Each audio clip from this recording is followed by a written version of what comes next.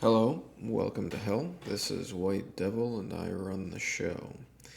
This is going to be a little bit of a shorter video. I just wanted to talk very briefly about something that I've noticed. Again, we're talking about racial sentiment. What is the problem with racial sentiment?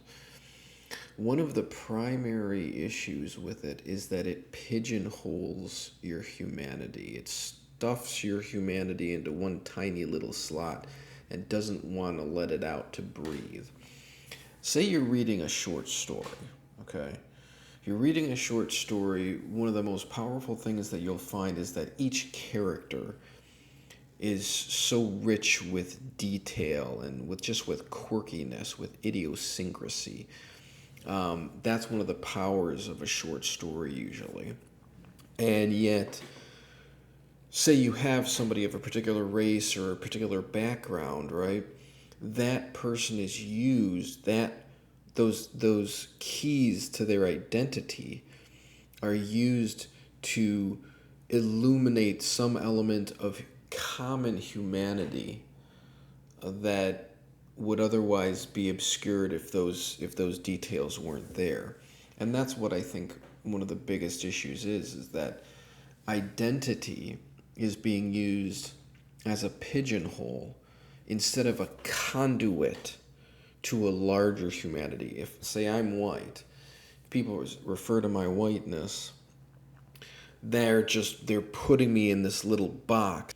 We can see that there's a more common humanity. There's something that we can learn about everybody because of his whiteness or through his whiteness, or in spite of his whiteness, right? I mean that's really the ultimate goal. Is we want our characters to be teaching us about what it means to be human in spite of who they are, in spite of the expectations and the preconceived notions that we might have of them.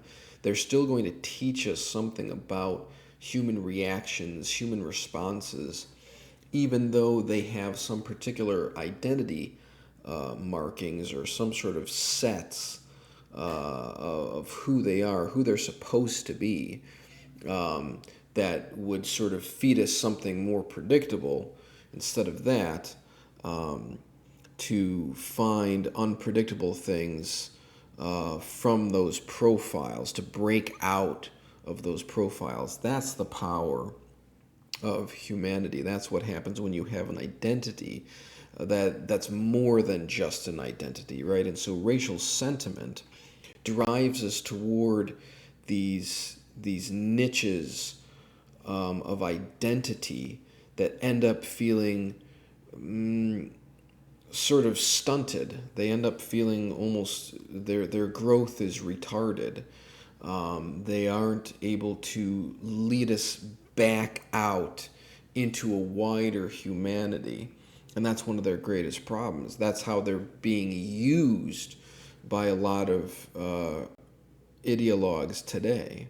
And it's something that I think is very dangerous, very foolish. So take a look at that. That's my scar there. That, you know what gave me that scar? That scar came from racial sentiment. No, just kidding. It was from a car accident. Anyway, so that's just a quick thought that I had about just one more way to see racial sentiment and identity politics as absolutely the wrong road to go down.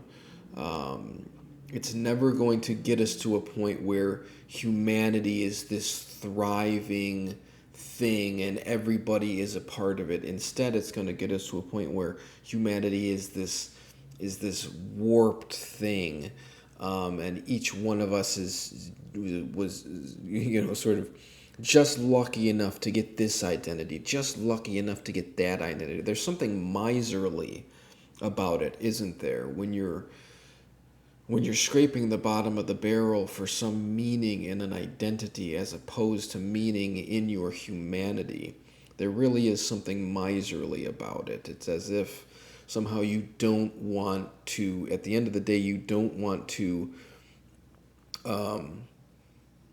attribute an equal humanity to others, regardless of who they are, where they're from, etc., etc. The only way to be able to attribute equal humanity to others is to use identity as a conduit to larger humanity, and that's something that obviously we really need to learn that today. That's something that I think we all need to work on quite a bit, to be able to use those things, whether you're talking about yourself or you're talking about others, to be able to use identity as a pathway to lessons about real humanity, not these sort of aggrieved receptacles of what it means to have a particular skin tone or a particular set of genitals. I just don't see any way to grow that way. I don't see any way to expand our minds that way. So, food for thought. I hope you enjoyed it. Please like, comment, share, do all the good stuff. Try to get the word out there if you're enjoying my work. And I'll see you guys next time.